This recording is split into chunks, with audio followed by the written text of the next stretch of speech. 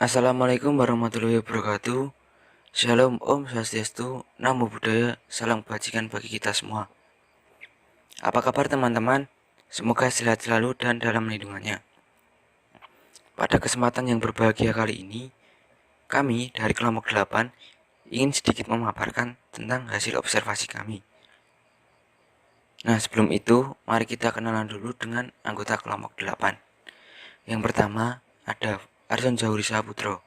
Yang kedua, ada Fauzan Dhani Maulana Irfansyah. Yang ketiga, ada Muhammad Andi Tuyuketama. Dan yang keempat, ada Risa Tri Komalasari. Sebelum masuk ke inti pembahasan, saya di sini akan menjelaskan tentang profil SMK 2 Karanganyar.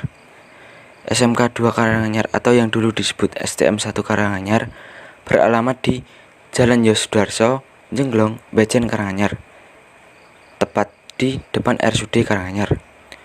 Luas dari SMK Negeri 2 Karanganyar sekitar 3 hektar dan memiliki 4 jurusan, di mana satu jurusan terdiri dari 108 peserta didik. 4 jurusan tersebut adalah teknik pemesinan, teknik ototronik, rekayasa perangkat lunak, dan tekstil. Yang kedua, ada deskripsi hasil observasi kami. Observasi yang kami laksanakan pada Kamis 24 Juni banyak memperhatikan beberapa aspek. Aspek tersebut antara lain 1. Kebersihan. Di aspek yang pertama ini ada beberapa hal yang kami nilai dan catat sebagai bahan observasi kami, antara lain tempat kerja, tempat cuci tangan dan tempat ganti pakaian, kakus, dan ruang makan. Untuk pengelolaan limbah sendiri tidak terdapat secara khusus karena bengkel oto tidak menghasilkan limbah secara signifikan. Kondisi bengkel ototronik memiliki bangunan yang cukup luas dengan struktur bangunan yang tinggi dan memanjang, di mana ini sangat cocok untuk praktek yang memerlukan tempat yang luas. Ketika kami melakukan observasi di bengkel, sedang terjadi banyak pembenahan dan peremajaan seperti pembuatan ruang khusus untuk program microcontroller, penambahan atribut, penambahan trainer, dan lain-lain. Walaupun begitu, bengkel ini overall terlihat bersih dan rapi. Untuk tempat cuci tangan, tersedia 2 titik di depan bengkel. Kakus di bengkel oto ini juga terdapat 2, yaitu di belakang bengkel. Kondisinya pun juga bersih, terawat, dan tidak pengap. Namun saat kami mengecek, tidak tersedia sabun di sana.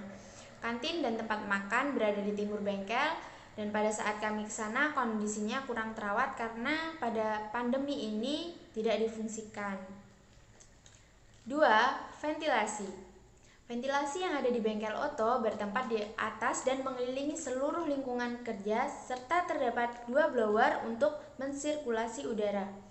Volume dan kualitas udara dari luar yang dapat masuk melalui ventilasi.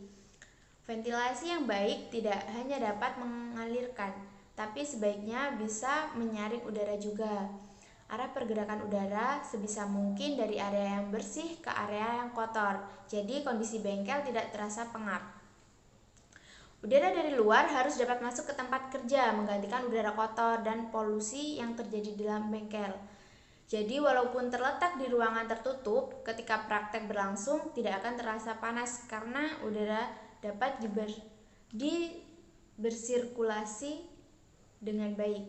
Keadaan ventilasi udara juga bersih dan dalam kondisi baik.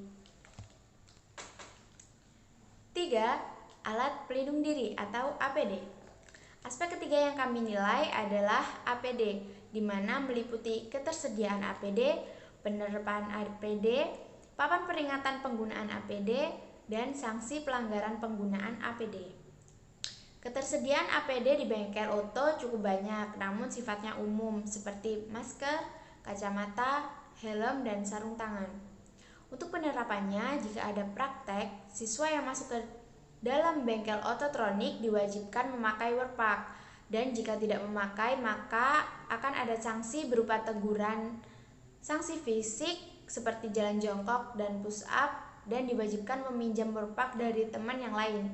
Untuk papan peringatan penggunaan APD sendiri juga ada, namun sedikit usang. 4. Sarana kesehatan. Pada aspek keempat ini, kami mengecek beberapa hal, yakni kotak P3K dan UKS yang terletak di depan bengkel. Untuk kotak P3K sendiri terletak di sebelah utara, tepat di dalam ruang guru Oto. Untuk UKS-nya sendiri terpisah dengan bengkel, namun letaknya berdekatan. Dan setelah kami mewawancarai Bapak Isnu selaku kepala bengkel, jika terjadi kecelakaan kerja di bengkel, jika itu ringan, maka akan ditangani di UKS. Namun jika berat akan langsung dibawa ke RSUD karena letak sekolahan sendiri tepat di depan RSUD. Poin kelima yang kami laksanakan observasi adalah penerapan 5R, yaitu meliputi rapi. Adapun kerapian pada bengkel ini sudah dibilang rapi, namun ada juga beberapa hal yang penerapannya masih kurang karena mengingat bahwa bengkel ini sendiri sedang mengalami perbaikan, seperti contohnya penempatan toolbox yang masih di luar ruangan karena di dalam sedang ada perbaikan. Berikutnya adalah resik. Aspek ini sudah terpenuhi karena kondisi bengkel yang memang dalam kondisi yang cukup bersih.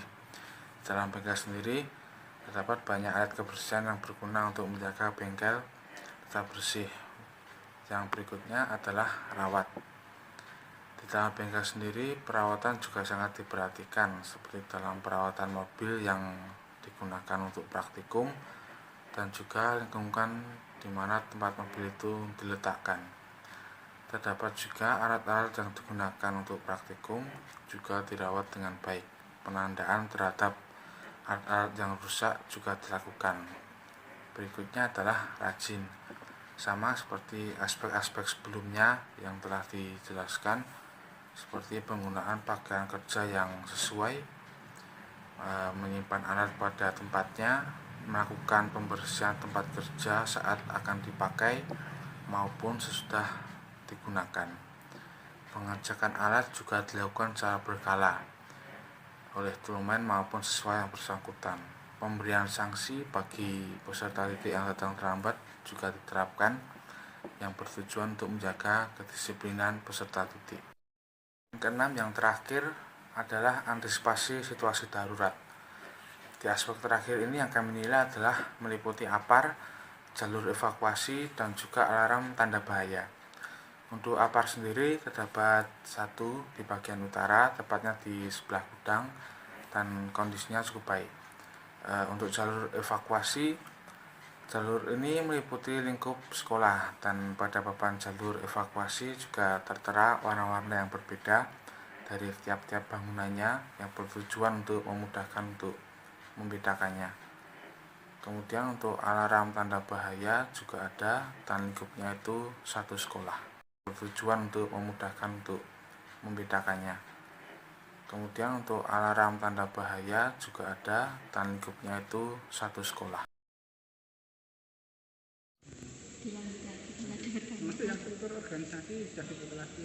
Nanti foto lagi aja.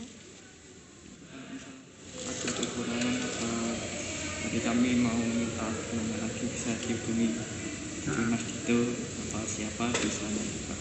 Ya mohon maaf dari kami merepotkan. Terima kasih, ini juga sudah diperbolehkan di sini, sudah diperbolehkan buat observasi di foto ini. Terima kasih. Mungkin kalau dari kami ada kesalahan atau kekurangan, kami juga mohon maaf. Ya, sama-sama, dan kami sangat terbantu sekali dengan kegiatan kami. Teman-teman semuanya, dengan begitu kami juga akan merevisi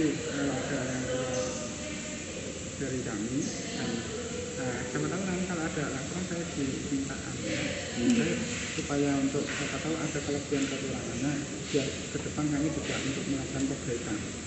Bagaimanapun juga kami membutuhkan saran juga. 3. Pembahasan hasil analisa. Menurut pengamatan yang kami lakukan, kami menemukan banyak temuan yang kami cocokkan dengan tabel pedoman instrumen observasi, dan kami telah menganalisis tentang hal-hal yang kami amati selama observasi, di mana kami menemukan beberapa poin. Poin pertama adalah kami mengamati tentang lingkungan bengkel yang luas dan lantainya yang bersih, di mana ini sangat mempermudah ketika siswa mengadakan kegiatan belajar dan praktek. Selain itu, ventilasi juga menarik perhatian kami karena ventilasi udara terdapat cukup banyak jumlahnya dan memutar di atas seluruh bangunan, di mana ini menjadi poin penting yang harus ada di dalam bengkel. Ventilasi yang banyak memungkinkan udara bersih dapat bersirkulasi dengan udara di dalam dan di luar ruangan. Poin selanjutnya adalah posisi rak tas yang tertata dengan rapi. Setiap rak juga diberikan nomor, begitu juga dengan kuncinya. Penempatan rak yang strategis yaitu terdapat di depan pintu masuk, dan penomoran rak juga mempermudah ketika menaruh atau mengambil tas atau barang. Selain itu, adanya CCTV yang terletak di beberapa titik juga memudahkan guru ketika mengontrol dan memonitor keadaan yang terjadi dalam bengkel. Setelah kami menganalisa poin-poin di atas yang menjadi kelebihan, kami juga menemukan adanya kekurangan. Penataan trainer yang kurang tertata dengan baik sehingga ini menyulitkan dalam pengambilan trainer. Yang kedua adalah penataan toolbox yang kurang tertata. Selain itu, posisi parkir motor untuk guru juga tidak tertata dengan baik. Jadi terlihat kurang rapi dan kurang enak dipandang. Penataan APD juga kurang baik sehingga menyulitkan saat pengambilan. Ketersediaan peralatan di bengkel seperti trainer, APD juga hendaknya diperhitungkan kembali. Mengingat jumlah peserta didik yang cukup banyak, beberapa papan peringatan dan penunjuk penggunaan juga terlihat sudah usang dan kotor. Namun setelah kami konfirmasi kepada kepala bengkel, ternyata kondisi tersebut dikarenakan karena bengkel Oto sendiri mengalami tahap peremajaan, terutama pada instrumen yang sudah tidak layak pakai, sehingga ada beberapa barang dan titik yang tidak terletak pada tempatnya dan masih berserakan. Yang terakhir, yaitu yang keempat, adalah kesimpulan. Dari mata kuliah K3 ini, kami menyimpulkan bahwa dalam pelaksanaan observasi ini, mahasiswa dituntut untuk mampu mendata dan selanjutnya menganalisa tentang berbagai aspek K3 dan penerapannya di sekolah, khususnya di SMK. Di sini mahasiswa dituntut untuk jeli dan teliti bersama tim, di mana semua anggota harus saling mendukung dan bekerja sama dengan baik agar hasil yang ingin dicapai sesuai dengan ekspektasi mahasiswa maupun dosen. Berlatih bertanggung jawab dan menghargai sesama anggota kelompok juga ditekankan dalam kegiatan observasi dan pembuatan laporan ini. Keterampilan yang mahasiswa dapatkan dapat digunakan untuk menunjang kehidupannya di masa yang akan datang. Mungkin cukup sekian presentasi dan video dari kelompok 8. Terima kasih atas kekurangannya. Kami mohon maaf yang sebesar-besarnya. Wassalamualaikum warahmatullahi wabarakatuh.